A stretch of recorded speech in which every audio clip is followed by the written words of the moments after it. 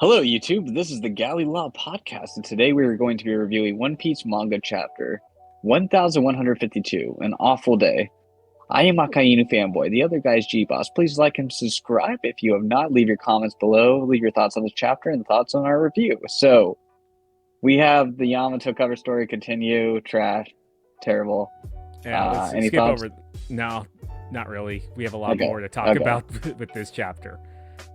Trash. Yeah. Okay. So, they're still feeling the Haki over here. The separators, Monster Trio, Loki, and all them, and the Haruta Pirates, and so they're getting ready to move down right here. And Chopper wants to just be like, no, I don't want to fight. I have too many feats in the verse, so I'm going to stay with Scopper Gabon. Chopper, and then Chopper, please do something. I mean, I get that he's the doctor, but do anything. Right. So this gives like a potential right here for Scopper to jump in a little later because Chopper is going to potentially heal him off screen. I can definitely see that happening where Scopper gets his redemption and stuff. And he's like, hey, be mindful of the way you use Conquerors Haki. And which I kind of find interesting. So he's not going to necessarily teach to take down the God's Knight's regen ability, but he's just kind of saying like, hey, be mindful on how you use it, basically. Yeah, well, that's pretty much the confirmation that he was using the Conquerors to negate their immortality and regeneration. So they got to learn how to use it, but I don't know if that severely limits who can potentially fight the God's Knights. You know, because we'll talk about it a little bit later. Who has Conquerors? Don Chinjiao can do it. That's true. Don Chinjiao's stocks are up, but Sengoku stocks, yeah, Garp stocks, and I think it's fair to say Kobe's gonna probably get Conquerors Haki later on. Then, if I have to guess, you know, like I think if there's like this category of guys where you can only hurt them, not if you just have armament Haki, but you need Conquerors Haki, it definitely increases that category of characters that we suspected to have that Haki. Now it's more likely that they're going to get it now. Yeah.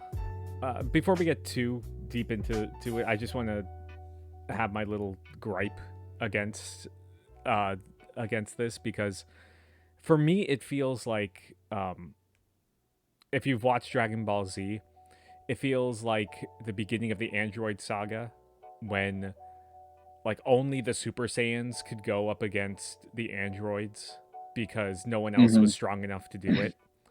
I feel like we're getting to that point with especially like this hard coded thing with Conquerors Haki, because people can learn armament and observation Haki if they train it, but they can't learn Conquerors Haki. It's basically like being a Super Saiyan. You can't learn to be a Super Saiyan if you're a regular human. You have to be born with it.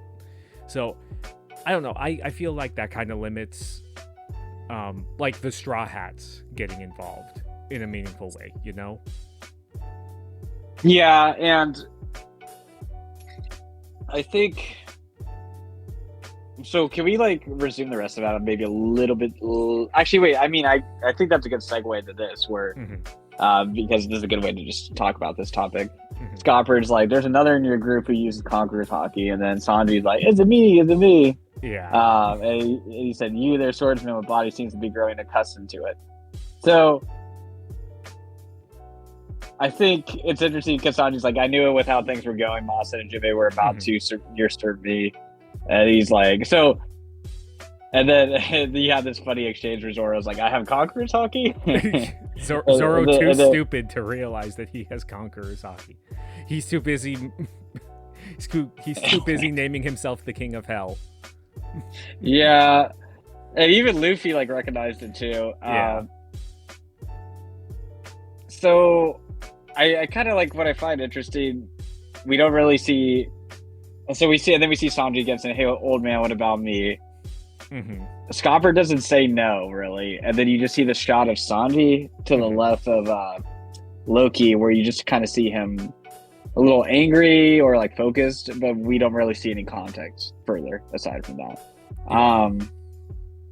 So I guess like okay, going to like let's just say going to your gripe. Mhm. I'm kind of okay with the Conquerors Haki thing. Like I'm fine with it. Like I think there needs to be a high. We're at this point in the story where we're at the end now. Like there's no one that's going to really come above the God Knights too much, aside from the big name and the Gorosei, So, I'm okay with having this category of people with the Conquerors Haki thing, and so I'm a Sanji stan, so that goes without saying. But I think this is more of an indication that Sanji could have it in terms of these three were separated from the rest. Mm-hmm. Right. These two of the three, right, were like, oh, well, these have Conquerors Haki, so you could actually hurt them. But why is Sanji here? Yeah. If he was kind of separated off from the rest. Now, but you could say like, well, I could say Scopper didn't say no. So because Oda kind of wants to tease the Zoro versus Sanji thing here, but also I would expect Sanji to like when Zoro and Luffy exposed their Conquerors Haki, it was in pretty cool badass ways. It wouldn't really be cool badass if Scopper was like, oh hey, yeah, you have it too, by the way. Mm-hmm. Right here, this would like not be a good way to show it. Yeah. And also just Scopper has Conquerors Haki, and if Sanji's Sanji's clearly the parallel to Scopper, and they with the character personalities and the wings of the pirate, and rivalry with Rayleigh. Scopper has Conquerors, Sanji's gonna get Conquerors. That's just how it's gonna work. Yeah. No, I believe that too. I think Oda is just kind of trolling the readers a bit with it. Mm-hmm. I think he's building up that rivalry, but I still think like not even okay. So I said my thing about Conquerors Haki, but like generally other Haki, like the Straw Hats don't even have that. The other Straw Hats, only Jinbei. Yeah, that's fair. Yeah, so, yeah. I don't know. I think there needs to be at least some level where they're not skewed so much on one end of their crew versus the other end.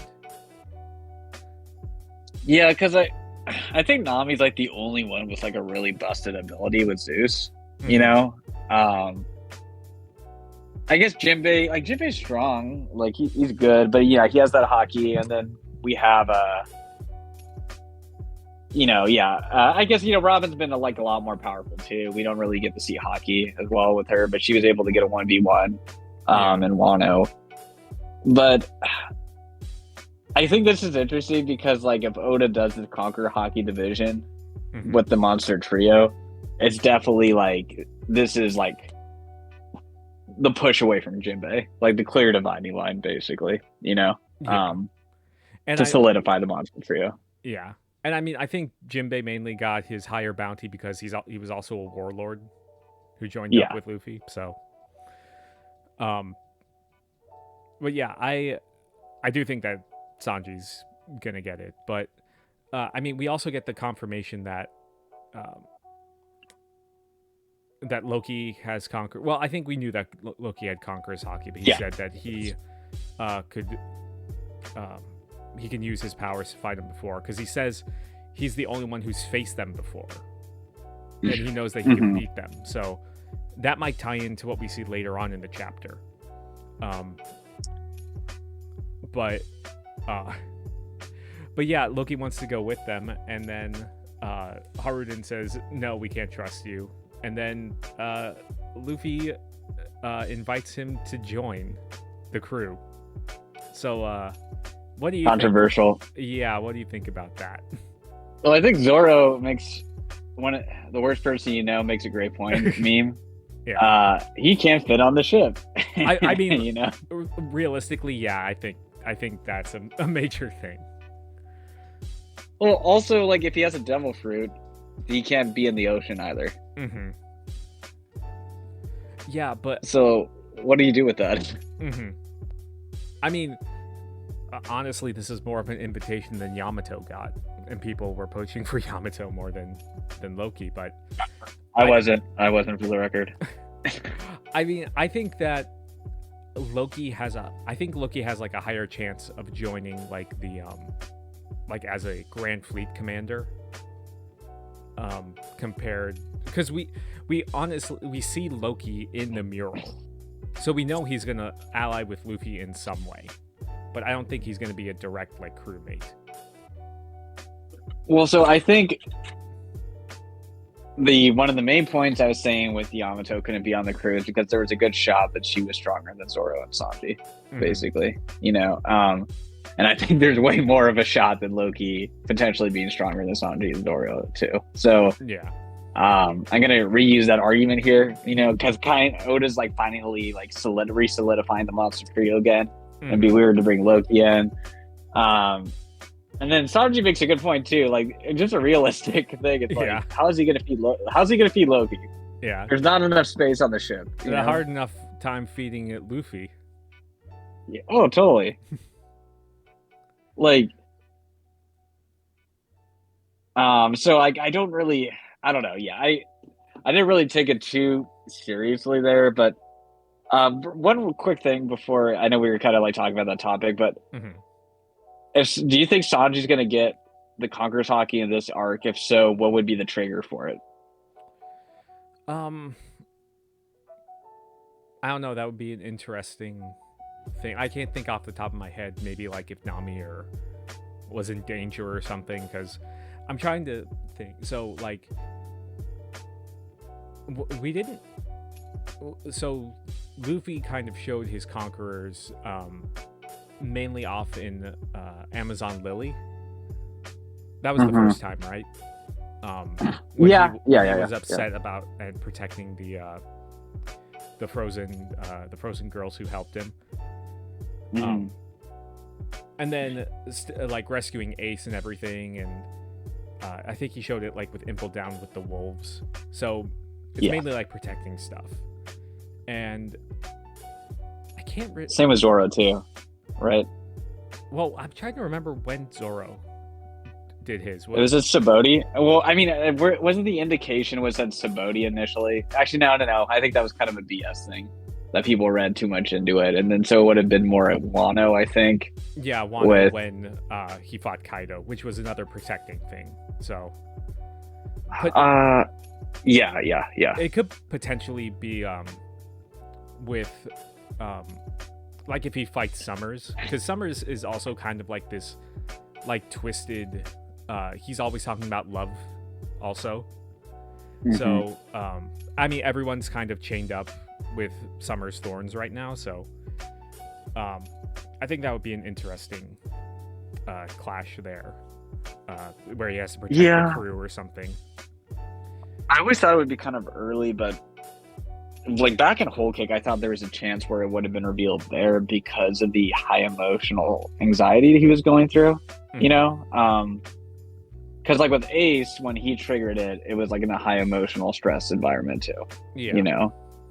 And I don't think his family is going to be here in any way, shape, or form, you know? Or Pudding's going to show up. So I think it would have to be Nami or Robin that would trigger that for him, basically. So I think that's like kind of the most likely scenario, which could be Summers. You're right, because I know it's not going to be with Emu or Gunko, because that's going to be like for Luffy and Loki to deal with, obviously, and then Sanji can't attack a woman. And then what kind of I'm blanking on the Killingham. The Zoan one. Yeah, Killingham. Yeah, Killingham can fight. Zoro. Yeah, I think Summers is more likely. Yeah, in this scenario. There's only 3 Gods Knights, right now. Yeah, and that kind of one for each. Yeah. Okay. But but speaking of that, we do see that like Scopper tells them to release Loki, and Haruden wants to hear the whole story, so he and Luffy stay to hear the story, and Zoro, Sanji, and the rest of the giants go up to help. So I think that this will give Sanji and Zoro some time to have like some one-on-ones, you know? Yeah, I think it's going to be interesting. Because I think they need that little bit of a gap instead of all three of them showing up at the same time, you know? Yeah, and I think oh sorry, I just thought of another quick connection. Where we had Scopper fighting Summers, and then if Sanji's the new Scopper, that would be an interesting thing if they fought the same opponent too. Sorry. Yeah, I was just kind of thinking about that as well. Yeah. Yeah, so I am kind of excited to see that Loki feat and everything. And it was interesting where Scopper said, hey, release him. And we get the kind of more details, how he murdered 113 members of the Castle Guard, left Yarrow at the brink of death, killed his own father in cold blood. He's the worst criminal in our country's history. And you were kind of making the connection. This is where we start to get the Odin parallels explained. Well, we're gonna get like an Odin style flashback, which I was not expecting, but it's like a flashback within a flashback. But yeah, do you just want to get into the flashback then? Let's see. I want to make sure, because more of the points. Yeah. They're just talking about the dumb Shanks thing, and Luffy got mad about that. That was funny. So yeah, they kind of started off, and Loki doesn't want to relive those memories, saying it's cruel that he wants to. He sees it as an awful day, and so basically it's 14 years back, and we see Loki and Jarl like going into the audience chamber right here, and so he's like calling them in, and he's like, it's hard to care about the winks of a government dog. He sold out to the people who killed Rocks. If that's the direction Elbaf's heading, then I'll oppose it. So is that the first like confirmation we got that the government was the one who killed Rocks? I think so, yeah. Because if that's the case, then they could potentially have like access to like Rox's corpse or whatever his power might be, if it truly was that. Yeah, or the government lies a lot too. Yeah. But at the same time, I think Loki would be in proximity to seeing it happen at the same time. And like Roger and Garp most likely fought and took him down. So do you think that Rox got taken out at God's Valley? Yeah, if I had to guess. Okay. Yeah. We're just waiting for the God Valley flashbacks. Any day now.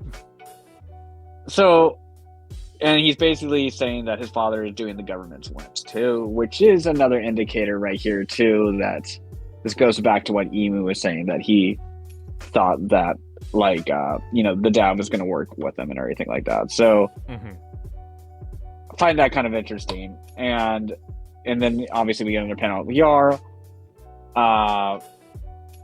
where he says, now we've got a whole generation of peace-addled brats who can't even hold a weapon.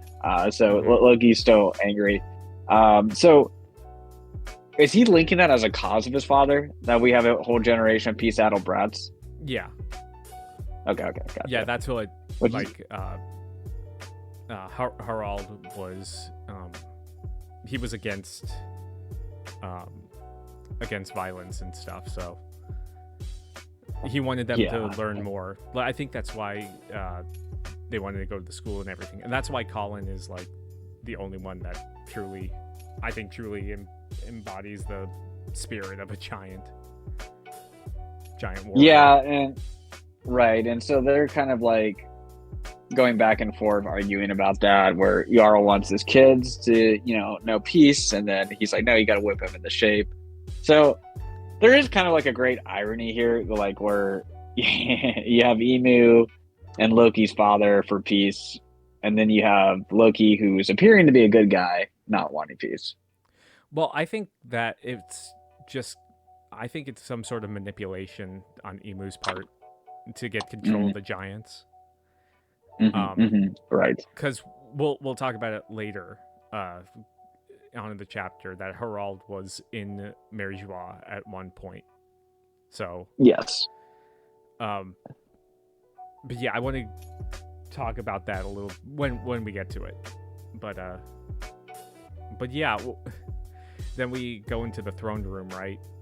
And Yes. we see all the guards attacking Harald and stabbing him.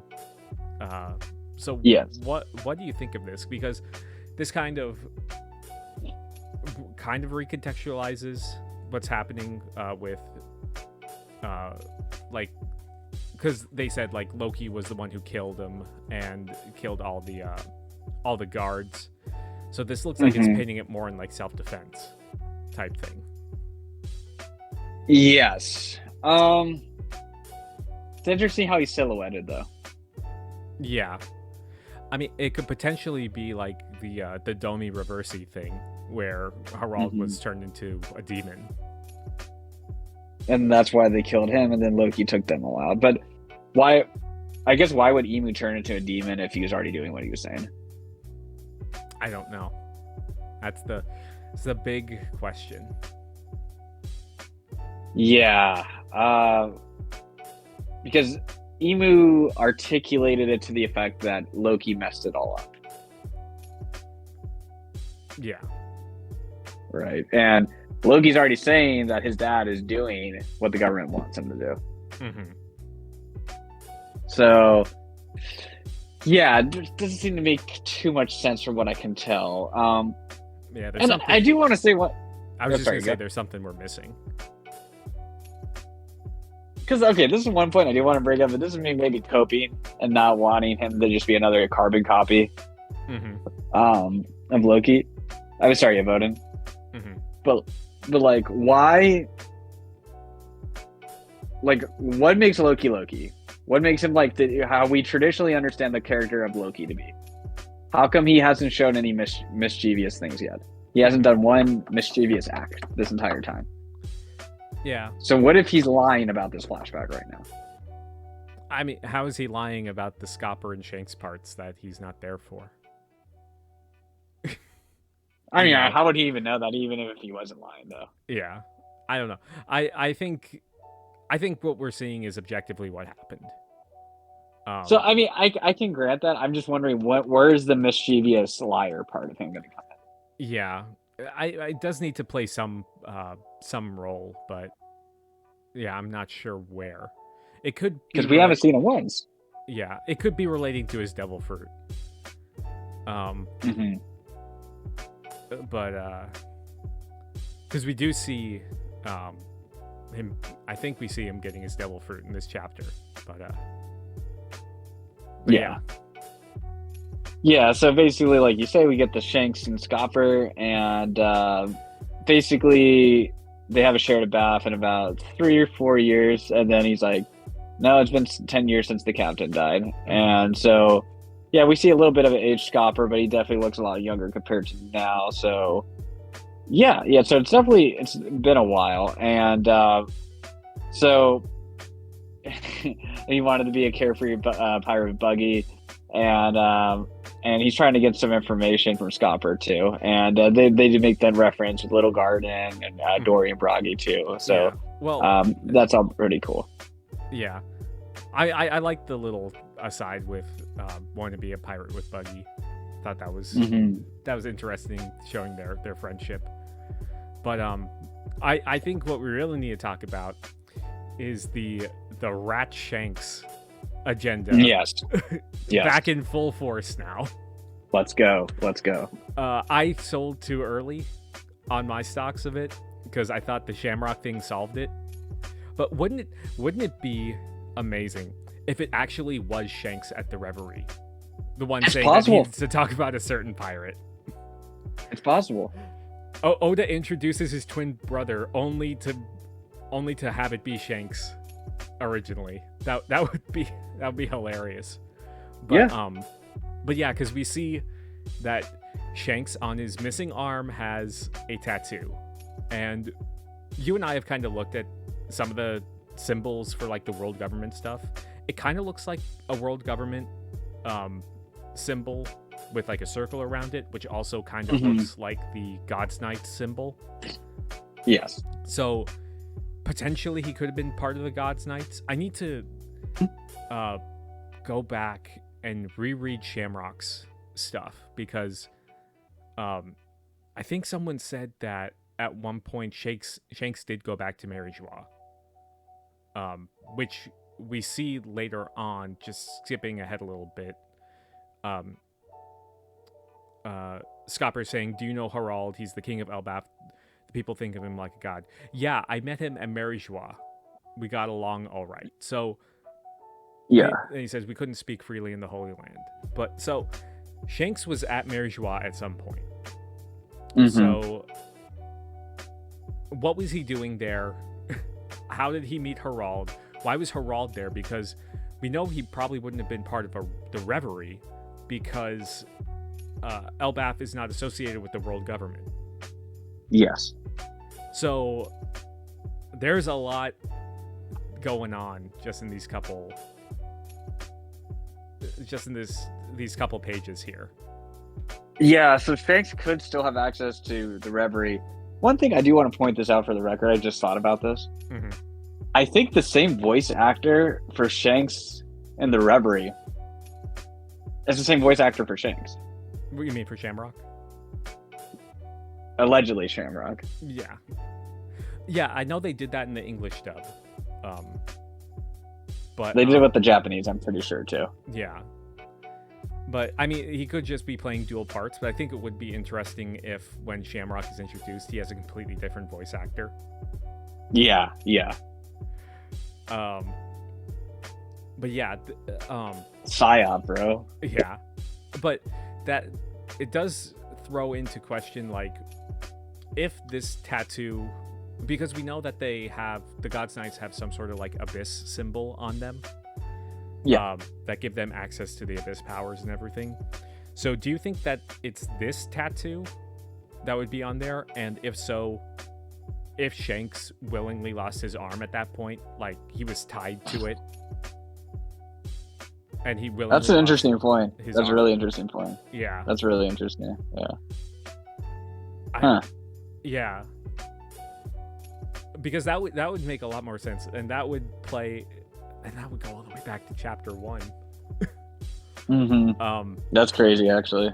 Yeah, but yeah, I'm interested to see like what's going on with the Harald thing being in the Holy Land, and what, like, Shanks met him there,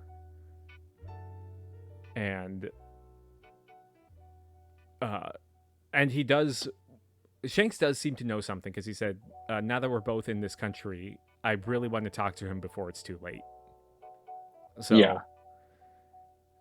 And then apparently both Scopper and Shanks got to the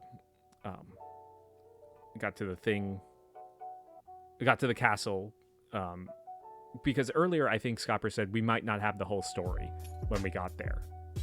Yeah. So, I mean, we see like flashes of what was happening there, about the massacre, and I think this is the point where we see that Loki gets the devil fruit, the forbidden devil fruit of Elbaf. So, well, what I find interesting, like, they're like, who closed the gate and everything, you know, like. Well, yeah, the God's Knights would have had to have been involved, because Loki knows that he can counteract their powers. Mm-hmm. He knows that for a fact, and he knows about the God's Knights, so. Which is why they threw the sword into Jarl's head. Yeah. To make sure he can report on what happened. Okay, that kind of makes sense. Yeah. Yeah. And then he gets the devil fruit, and it cuts to 109 years before the present day. Yeah, I was not expecting a flashback within a flashback. I guess we're gonna learn more about Harald. But yeah, what do you think about that? About learning more about Harald, because I'm getting Odin flashback vibes. And not that the Odin flashback wasn't good. I don't think it was as compelling as some of the other flashbacks, though. I agree. Yeah. It's not like, I mean, we're going through the Kuma flashback in the anime right now, and that's just so good. It's just been so good reliving that, and then from the manga, it recontextualizes a lot of stuff, and hopefully this flashback will do it too, because I think this is the farthest back that we've been in the series. No, Nolan was up 400 years back. I mean, relative to like with living characters. Oh yeah. So just kind of looking through everything, the German kingdom was still around at this time. Also, it's because they existed like 300 years ago. Yeah. So Germa's around. Brooke would be around too, right? No. Brooke is 90 years old. Okay. 91, so no, I think. Yeah. That's the cutoff. Okay. No, I think he's 90. Yeah. Yeah, so I'm trying to think. Really, the only entities really be like the world government and Germa are like the only things that would kind of be around at this time. Well, Kureha. She's 140. Yes. What else then? Yeah, those are kind of the only things that come to my mind. I mean, not the Roger pirates. No, Roger only died when he was in his 40s, I think. So, yeah, this is before a lot of the only people who can like realistically live this long in the series are the giants. So, I think. Yeah. I mean, I think we'll see kind of how Harald has, forms his morality in terms of wanting to be more pacifistic. Yeah, because I think even. Oh, wait, sorry. Yeah, just real quick, but like the warlords weren't established either. That's another thing. So we're kind of really going back to a time where it's like, man, like what's even around at this time? Because I mean, the narration says, if you ask someone the scariest thing on the sea, the answer would be the same: the giant warrior pirates. So, yeah, I guess this is the point where they're running rampant, and yeah, I don't know, because this is before like the golden age of piracy and everything. So maybe it would just be the world government and them and Germa, really. That's it. Yeah. I think it would be interesting, like, because Odin's flashback, I think, went over a fair amount of time in terms of years. I think it would be interesting if we got something related to Brooke's kingdom in this flashback, but potentially see him like when he was young. But I don't know. Yeah, it's something that I wasn't expecting, because I thought we were just gonna go to Loki's flashback with this. Yeah. Yeah, which I do find interesting, because like we could potentially see the creation of like the Yonko system. Did they even have admirals back then too? You know, I would assume I would assume that for the government, like on their side. Yeah, and I don't know, it's kind of interesting you bring up Brooke though, because Brooke actually had knowledge of Germa too when they heard about Sanji getting abducted. You know, the reason I just keep harping on that, because like Brooke and Germa are like the only things remotely around this time that connect us from that time period to this time period, basically. Yeah. So it's, unless they just kind of keep this thing completely in the context of Elbaf, that's a possibility too. Because it looks like we're starting off in Elbaf, right? So, is it Elbaf or? Let's see. Oh, wait, no, it isn't. No, you're right. Yeah, you're right. Yeah, because it's just regular people. Yeah. Okay. So, yeah, we'll just find out about the world way before Roger and all that. Yeah. I don't know if I'm going to be the biggest fan of this, but I'll keep an open mind on it. But yeah. For sure. Okay. Any closing thoughts? I thought it was a really good chapter, actually. Yeah, this is actually a really jam-packed chapter with like, in like 3 different time periods. Yeah. But yeah. For sure. Yeah. Okay. Great. Okay. So, please leave your thoughts below, comments on this chapter, thoughts on our review, and please like and subscribe if you have not. And we'll see you guys next week. Peace. See ya.